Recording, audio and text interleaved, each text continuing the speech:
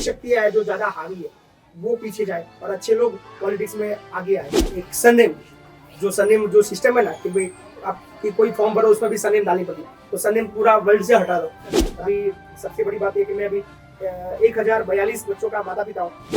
हर महीने का संकुल का खर्चा 30 लाख रुपया है। बहुत तकलीफें मैंने उठाई है और जितना भी बुरा हो सकता है वो सब मेरे साथ हुआ है। पूरा गुजरात मेरे को भी जानता है, तो सबसे पहले वो सरपंच के हिसाब से जानता है। ये आपके दिमाग में ख्याल कैसे आया कि भाई अपने इंस्टीट्यूशन का नाम ही रखूंगा कि भाई शिक्षा एज कल्याण? वर्ल्ड के जितने भी जो इश्यूज है उसको सॉल्व कर सकते हैं, वो एक ही हथियार है, वो एजुकेशन। इसके चलते मेरे को सरपंच के पद से निलंबित किया गया। मतलब कोई गरीब का हक जाना नहीं चाहिए, वो मतलब जिसके लिए मैं ज्यादा लड़ता हूँ। जिस चीज के लिए मुझे सपोर्ट चाहिए वो मुझे मेरे सपोर्टर, मेरे जो व्यूअर्स, मेरे जो फेसबुक फॉलोअर्स है वो मुझे देते हैं। बढ़ेगा इंडिया तभी तो आगे बढ़ेगा इंडिया। तो जब पहले बच्चे के आप पिता बने तो उसकी स्टोरी क्या है? बहुत सारे लोगों ने एक क्वेश्चन किया कि वंदे मातरम क्या है।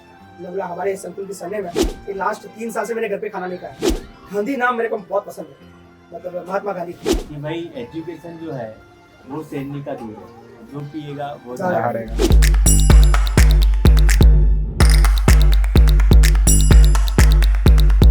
वेलकम टू द नुक्कड़ पॉडकास्ट। आज हम आए हमारे बेहद खास मेहमान से मिलने के लिए, महिपत सिंह चौहान, जो कि लवाल गांव में रहते हैं और उनका शिक्षण एज कल्याण करके बहुत बड़ा संकुल है। वहाँ वो बच्चों को हॉस्टल है उनकी, वो सुविधा देते हैं। जिनका कोई नहीं होता उनके महिपत सिंह होते हैं, तो बच्चों को वहाँ रखते हैं, उनको सारी फैसिलिटीज़ उपलब्ध कराते हैं और उनकी पढ़ाई लिखाई सबका वो पूरा ध्यान रखते हैं। तो हम वेलकम करते हैं महिपत सिंह चौहान का। Welcome sir.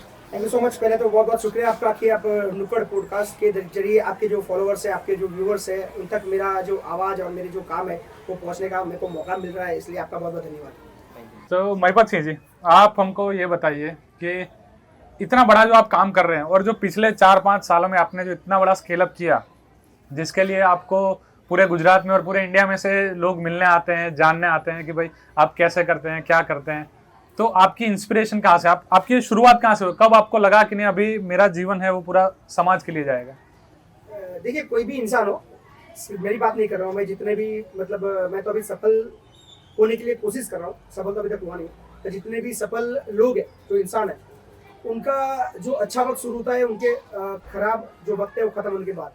और जो भी व्यक्ति, इंसान जो भी आज आगे बढ़ा है, तो शायद उसका एक वक्त में उसका बहुत ही खराब वक्त आया होगा और वहाँ पे वो झुमा होगा, वहाँ पे लड़ा होगा, और वो लड़ने के बाद अगर वो कामयाब हो पाता है तब शायद वो सफल होता है। तो मेरी जीवन में भी ये सब चीज़ें बनी है, बहुत मुश्किलें मैंने देखी है, बहुत तकलीफें मैंने उठाई है और जितना भी बुरा हो सकता है वो सब मेरे साथ हुआ है। पर एक सोच के रखा था कि कुछ करना है और कुछ ऐसा करना है, सिर्फ करना नहीं है, आज तक जो नहीं हुआ है वो करना है। और मेरी जिंदगी में तकलीफ है, मैं लड़ रहा हूँ, मैं शायद भगवान को बोल रहा हूँ कि भगवान तूने मुझे ये तकलीफ दी, मेरे को ये दर्द दिया, तो मेरे से भी ज़्यादा तकलीफ वाले लोग पूरे देश में हैं, पूरे वर्ल्ड में। तो शायद वो तो कंप्लेन भी नहीं करते, मैं तो कंप्लेन भी कर रहा हूँ क्योंकि मैं कुछ पढ़ा लिखा हूँ, तो शायद मैं भगवान को दोष दे सकता हूँ कि भगवान तूने मेरी किस्मत अच्छी नहीं लिखी है और तुम्हारी बुरी किस्मत लिखने के वजह से शायद मेरी ज़िंदगी खराब हुई है। तो शायद वो लोग तो कभी कंप्लेन भी नहीं करते। तो क्यों ना मैं जो खराब वक्त है उसको ऐसा यूटिलाइज करूँ ताकि वो अच्छे वक्त में तो कन्वर्ट हो। सिर्फ मेरा अच्छा ना हो, मेरे साथ जितने भी ऐसे लोग जुड़े हुए हो या जुड़े ना हो जिनका बुरा वक्त हो, तो ऐसा कुछ किया जाए जिसमें सबकी जिंदगी बदलाव हो। तो वही सोच से मैं आगे बढ़ा और आज खुशी है कि धीरे धीरे सफल होने की कोशिश कर रहा हूँ। महिपत सिंह जी, आपने बताया कि बहुत सारी मुश्किलों से आप जजूम और उससे बाहर निकल के आप इतना बड़ा संकुल अभी संभाल रहे हैं। तो वो जो मुश्किल की बात कर रहे हैं उसका आप एक दो एग्जांपल देंगे तो हमारे व्यूअर्स को पता लगेगा। बिल्कुल मैं बोलूंगा कि मतलब पूरा गुजरात मेरे को अभी जानता है, तो सबसे पहले वो सरपंच के हिसाब से जानता है। पूरे गुजरात को पता है कि महिपत सिंह चौहान 2017 में एक गाँव का सरपंच था और मेरी दुनिया, मेरी सोच, मेरी थॉट, मेरा काम करने का तरीका और मेरा कार्य क्षेत्र सिर्फ और सिर्फ मेरा गाँव। मैं कभी भी 2017 से 2019 के बीच में कभी भी मेरे गांव से बाहर जाने की कोशिश भी नहीं की और गांव से बाहर निकल कर कुछ नया करने का सोचा भी नहीं। मेरा बस यही सोच था, मेरी यही ड्रीम थी कि मैं अपने गांव को पूरा इंडिया का सबसे बेस्ट विलेज बनाऊं और उसी के लिए मैं भागता पूरा दिन, उसी के लिए पूरा दिन काम करता। पर वो 2 साल के चक्कर में मतलब जब कुछ अच्छा होता है तो कहावत है कि अच्छा काम किसी से शायद देखा नहीं जाता, तो वही मेरे साथ भी हुआ। बहुत सारे ऐसे पॉलिटिशियंस है, मुझे नाम नहीं लेना चाहिए क्योंकि वो दौर खत्म हो चुका है, पर उन लोगों को शायद मेरा जो काम है वो खटक रहा था। उनको लग रहा था कि ये बंदा शायद आगे जा सकता है यार, बहुत अच्छा कर रहा है, मतलब लोग उसको ऐसे बहुत अच्छे उसके नाम से जानते हैं, पूरे गुजरात में इसका नाम हो रहा है, तो शायद कल को हमारे सामने शायद ये आ सकता है। तो वो उनको खटक रहा था, उसके चलते मेरे को सरपंच के पद से निलंबित किया गया। तभी मेरे दिमाग में ठान लिया कि साला अपना जो जिंदगी ना साला यही है और इसी के लिए करना है, और मैं अगर अच्छा कर रहा हूँ मेरे को सफल होने से रोक रहे हैं, और अच्छा के लिए अगर ये भुगतना पड़े तो मेरे जैसे ऐसे बहुत लोग हैं, तो वैसी एक टीम बनाई है जो अच्छा करना चाहते हैं, और उनको बैकअप दो, उनको सपोर्ट करो। शायद मतलब जो बुरी शक्तियां है जो ज्यादा हावी है वो पीछे जाए और अच्छे लोग पॉलिटिक्स में आगे आए। तो वही सोच से आगे बढ़ा। सब कुछ होने के बाद भी मतलब एक दिमाग में ला लिया था कि यार अपने पास पद हो के ना हो, हमें अगर काम करना है तो शायद ही कोई पद की हमें जरूरत है, शायद ही कोई ऐसी पोजीशन की जरूरत है। अच्छा काम के लिए अच्छे लोग हमेशा मार्केट में है, वो आपको हमेशा सपोर्ट करते हैं। जो मेरे साथ हुआ, मुझे ये आप बोल रहे हो कि महिपत से आपने इतना बड़ा संकुल बनाया और संकुल बन रहा है, इतना मतलब आप अच्छा काम कर रहे हो। अच्छा काम मैं नहीं कर रहा हूँ, मैं बस एक मैनेजमेंट एज ए मैनेजर बोल सकते हो मेरे को, मैं सिर्फ मैनेजर हूँ। बाकी जो ऑटोमेटिक जो जिस चीज़ के लिए मुझे सपोर्ट चाहिए वो मुझे मेरे सपोर्टर, मेरे जो व्यूअर्स, मेरे जो फेसबुक फॉलोअर्स है वो मुझे देते हैं, और उसके बदौलत ये सब मैं कर पा रहा हूँ। तो अच्छा काम आप कोशिश कीजिए, बुरा काम धीरे धीरे खत्म हो जाएगा, और अच्छा काम देखकर अच्छे लोग हैं जो साइलेंट है वो कभी सामने नहीं आते, वो कभी आपको फोन नहीं करते, वो आपको कभी मैसेज नहीं करेंगे, वो कभी आपको मिलने नहीं आएंगे कि मैं आपके साथ हूँ। वो बाय डिफॉल्ट आपके लिए दुआ करेंगे, आपके लिए मतलब पर्दे के पीछे शायद आपको ऐसी हेल्प करेंगे ताकि आपको मतलब किसी के सामने हाथ ना फैलाना पड़े। तो मेरे साथ भी मेरे जीवन में भी हुआ। तो अगर आज मैं कुछ भी सफल हूँ, अगर आपको लगता है कि मैं कुछ सफल हूँ, तो मेरे सपोर्टर लोगों की वजह से हूँ। नुक्कड़ पॉडकास्ट में हम जनरली बात करते हैं डेमोक्रेसी की, शिक्षा की, ऐसे मुद्दों पर ही हम वजन देते हैं जिससे आज जो ये मॉडर्न ज़माना है उसके अंदर कैसे आगे आ सकते हैं। तो एजुकेशन बहुत ही इंपॉर्टेंट पार्ट है। और महिपत जी, आपका जो संकुल है शिक्षण एज कल्याण, जिसका नाम गुजरात में अभी बहुत बड़ा हो गया है, और एजुकेशन के लिए आप जो ये काम करते हैं कि जो बच्चे नहीं पढ़ पाते या फिर अंडर प्रिविलेज बच्चे हैं उनको आप यहाँ लाते हैं और पढ़ाते हैं, तो ये शिक्षा पर इतना भार क्यों? यानी ये आपके दिमाग में ख्याल कैसे आया कि भाई अपने इंस्टीट्यूशन का नाम ही रखूंगा कि भाई शिक्षण एज कल्याण? बचपन से ही हमने मतलब एक एडवर्टाइजमेंट शायद मतलब 90 की जो बॉर्न वाले जो बच्चे हैं उन्होंने हमेशा एक ऐड देखी है, पढ़ेगा इंडिया तभी तो आगे बढ़ेगा इंडिया। शायद ये सबको पता है। और एजुकेशन ही एक ऐसी जगह है, एक ऐसा पॉइंट है और एक ऐसी ताकत है, ऐसा हथियार है जिससे हम लोग जितने भी वर्ल्ड के जितने भी जो इश्यूज है उसको सॉल्व कर सकते हैं। वो एक ही हथियार है, वो एजुकेशन। और उसी के चलते हम लोग बहुत पीछे।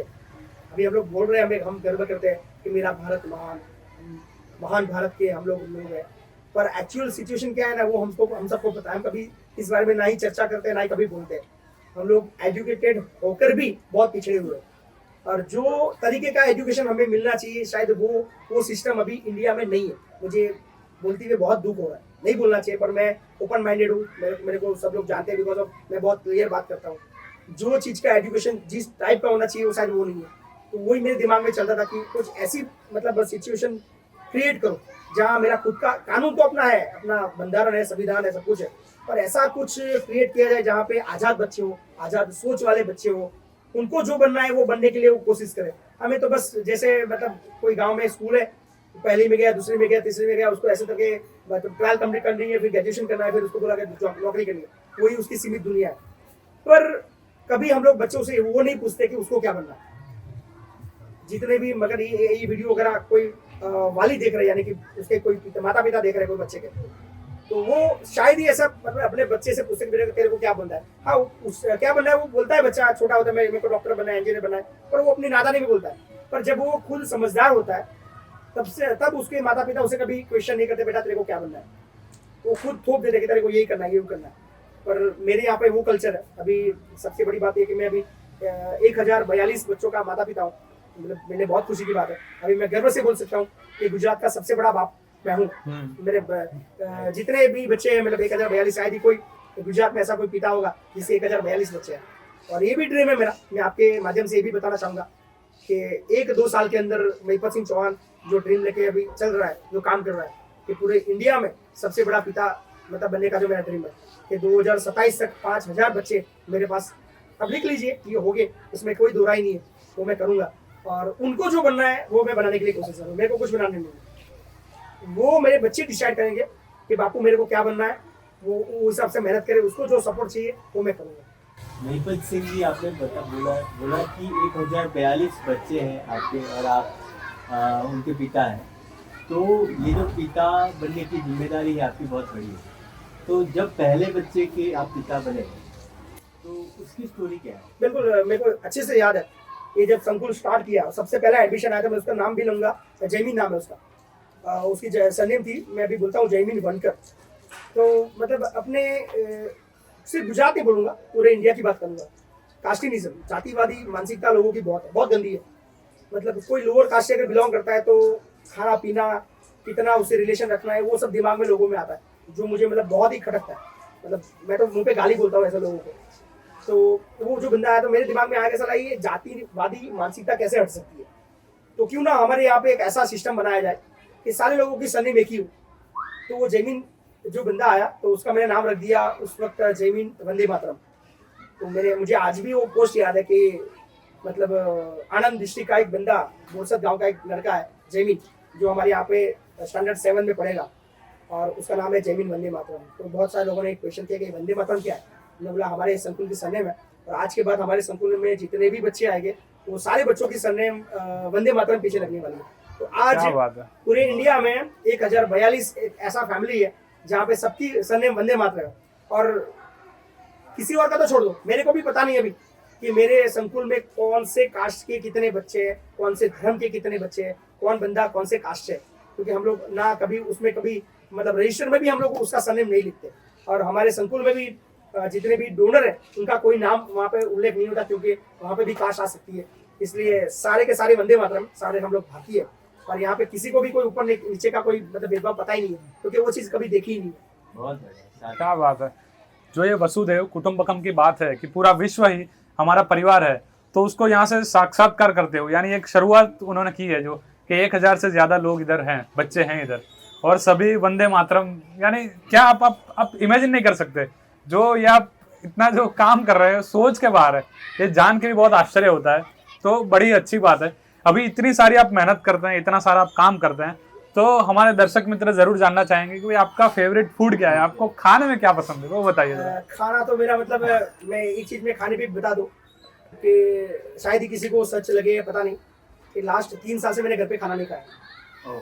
मतलब ये ताजुब वाली बात है, क्योंकि 3 साल से मैं खाना या तो मेरे बच्चों के साथ खाता हूँ संकुल में, या तो कहीं पे काम पे होता तो बाहर खाता हूँ। 90% तो मैं अपने बच्चों के साथ ही होता हूँ। और मेरा जो फूड है नेचुरली मतलब 1-2 रोटी चलती है दोपहर में, शाम को भी 1-2 रोटी और थोड़ा सा राइस। ऐसे फूड में मेरा ऐसा कोई फेवरेट नहीं है कि मेरे को यही खाना है, कि मेरे को ये अच्छा लगता है। और मेरे बच्चों को जो पसंद है, मैं मतलब हर रोज जब सुबह सब बच्चे से मिलता हूँ तो उनको पूछता हूँ कि शाम को आप लोगों को क्या खाना है, तो बच्चे जो बताते हैं कि ये खाना है, शाम को वही खाना बनता है। क्या बात है, बढ़िया। आपकी कोई पर्सनल आइडल, कोई जो आपको जिसको देख के आप ये काम कर रहे हो, कोई इंस्पिरेशन? बिल्कुल, मैं मतलब ऐसा तो मेरा कोई बंदा नहीं है कि जिसको देखकर मेरे को इंप्रेशन मिली हो कि इस तरह से मेरे को काम करना है। पर हाँ, गांधी नाम मेरे को बहुत पसंद है, मतलब महात्मा गांधी, और उसकी जो विचारधारा, मतलब किसी के आगे झुकना नहीं है। अगर आप सही हो तो किसी के सामने आपको गिड़गिड़ाना नहीं है, आपको लड़ना है, अंत तक लड़ना है। जीत आपकी वो तय है, वो बापू ने सिखाया। तो हाँ, मैं कुछ अंश तक मैं बोल सकता हूँ कि बापू की जो थिंकिंग है उसमें मैं काम करता हूँ और मेरे को अच्छी लगती है। अभी महिपत सिंह जी, 3 बातें ऐसी हैं, अगर इस दुनिया में अगर आप कुछ चेंज करना चाहें, आपके पास सारे रिसोर्सेज है दुनिया भर के, और कुछ 3 चीज़ें ऐसी है जो आप दुनिया में इंप्लीमेंट करना चाहते हैं या बदलना चाहते हैं, तो वो 3 चीज़ें क्या होंगी? एजुकेशन सिस्टम सबसे पहली, और एक सरनेम जो सिस्टम है ना कि भाई आपकी कोई फॉर्म भरो उसमें भी सरनेम डालनी पड़ती, तो सरनेम पूरा वर्ल्ड से हटा दो, ताकि मतलब 90% मेरे को लग रहा है कि जो इश्यूज है वो सब सरनेम से होती है। तो मैं अगर पावर में आता हूँ या फिर मेरे पास ऐसा कोई मतलब जादुई चिराग आता है और मैं बदल सकता हूँ, तो मैं डेफिनेटली सबसे पहले मैं एजुकेशन सिस्टम बदलूंगा। क्योंकि जो हमारी एजुकेशन के बाद रियल लाइफ में हमें जो ज़रूरत पड़ने वाली है वो कभी पढ़ाया नहीं जाता। क्योंकि आज मैं जितना भी पढ़ा हूँ, मेरी नेचुरल लाइफ में वो एजुकेशन का एक शब्द भी काम में नहीं आ रहा। मैं ये सोचता हूँ कि एजुकेशन सिस्टम चेंज हो, सेकेंड चीज़ कास्टिज्म चेंज हो, और तीसरा चीज़ मतलब कोई गरीब का हक जाना नहीं चाहिए, वो मतलब जिसके लिए मैं ज़्यादा लड़ता हूँ। तो बस ये 3 चीज़ अगर बदल गई ना तो शायद ही किसी को कोई इशू या कोई प्रॉब्लम रहेगा। बहुत बढ़िया बात कही आपने महिपत सिंह जी। एक्चुअली एक कहावत है एक कि भाई एजुकेशन जो है वो शेरनी का दूध है, जो पिएगा वो ज़्यादा दहाड़ेगा। तो आप जो काम कर रहे हैं सही में बच्चों को एजुकेट करके एक हमारे समाज को बहुत मजबूत बना रहे हैं। एक पीढ़ी आपने जो बीच की है वो सुधार दी कि भाई जो भी बच्चे यहाँ से निकलेंगे, जैसे आपने बोला वो वंदे मातरम पढ़ के सबको ख्याल आएगा अरे नहीं यार ये बंदा कुछ अलग है, ये अलग शिक्षा लेके आया, ये अलग उसका परवरिश हुई है। तो यह पूरी एक पीढ़ी सुधारने का काम है, बहुत ही उम्दा काम है।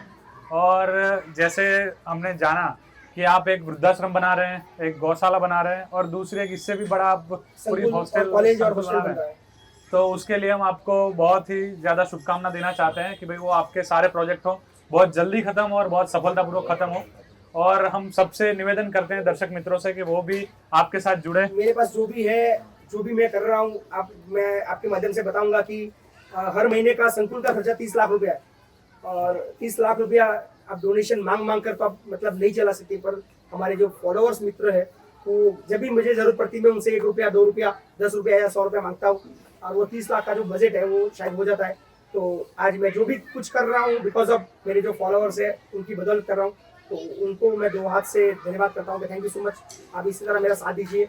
मैंने बताया कि जो 2027 में मेरा जो ड्रीम है कि 5000 बच्चे अपने पास होंगे, वो पॉसिबल तभी होगी जब आप मेरे साथ होंगे। तो बस ऐसे ही प्यार करते रहिए। तो ये थे महिपत सिंह जी। इनके जो विचार हैं ये विचार एक्चुअली आगे जाके भारत के विचार बनने वाले हैं, ऐसा मुझे लग रहा है। क्योंकि इतनी बड़ी मात्रा में अगर बच्चे पढ़ लिख कर बाहर निकलेंगे तो ये समाज में एक तरह का एक तूफान खड़ा कर सकते हैं, क्योंकि एजुकेशन में ताकत है। तो हम बहुत सारा ढेर सारा शुभकामनाएं देते हैं महिपत सिंह जी को, और उनके मिशन के लिए हम लोग जो भी कर सके, आप जो भी कुछ कर सकें प्लीज़ उनको आप अपना सपोर्ट दीजिए। उनकी ये जो संस्था है उसकी लिंक और उनका नंबर वगैरह हम यहाँ पे शेयर कर रहे हैं, तो आप प्लीज़ उनसे जुड़िए। और thank you so much for watching. तो आप सबका बहुत धन्यवाद। आप और सबसे ज़्यादा महिपत सिंह जी का अपने इतने बिजी स्केड्यूल में से हमको समय निकाल के हमेशा दिया। आपके साथ हूँ, जब भी आपको लगे और मेरे विचार आप तक या आपके फॉलोअर तक मुझे भेजने का मौका मिलेगा तो मैं दोबारा भी मतलब मेरी इच्छा रहेगी कि हम लोग मिलते हैं। नहीं सर, डेफिनेटली। तो हम पूरी जो प्रोग्रेस हम आगे भी इनके साथ पॉडकास्ट का और एपिसोड करेंगे, और जितना जितना आगे बढ़ते जाते हैं वो आपको अपडेट देते रहेंगे। ये हमारा वीडियो है स्पॉन्सर्ड बाय अकालिको नेचुरल। तो ये अकालिको नेचुरल की ओर से जो गिफ्ट टेम्पर है हम महिपत सिंह जी को थैंक यू दे रहे हैं। ये पर्सनल केयर प्रोडक्ट्स की अच्छी ब्रांड है, पूरा ऑर्गेनिक और पूरा नेचुरल। तो बस आज का हमारा एपिसोड था यहीं तक। आगे मिलते रहेंगे, तो आप देखते रहिए और सीखते रहिए। एजुकेशन को महत्व देते रहिए। Thank you so much. Thank जय you. हिंद।